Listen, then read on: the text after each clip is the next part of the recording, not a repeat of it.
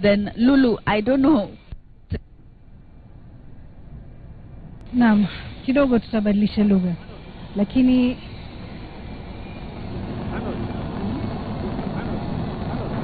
naam, kama unavyoona ni kwamba tayari Air Force One imeshawasili katika uwanja wa kimataifa wa Jomo Kenyatta Bi Jackie, na ni jambo la kujivunia hasa kwa wanahabari na Wakenya kwa jumla kuweza kushuhudia jambo ya leo. Of course, and we're here with Lulu Hassan, of course. As history is being made, Lulu, Citizen Nipashe and Citizen Weekend also come together. And now we're just waiting, of course, for POTUS, as he's called, President of the United States, Barack Hussein Obama, rather, to disembark from Air Force One, along with his entourage that he has come with today. President Uhuru Kenyatta here ready to receive him officially into the country. We are seeing, of course, a number of people here. We can see Inspector General of Police Boynet, who is here but has not been able as at now to make his way there.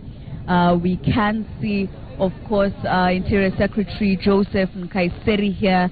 And, you know, the Kenyan team that is receiving the president now lining up a young, beautiful also to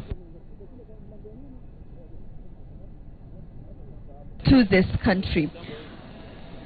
Some of the pictures that we're seeing now as well as we await U.S. President Barack Obama to disembark from Air Force One, the beast, Lulu Hassan, was just telling us this is the first time that you have actually seen something like this. There goes U.S. President Barack Hussein Obama coming of Air Force One.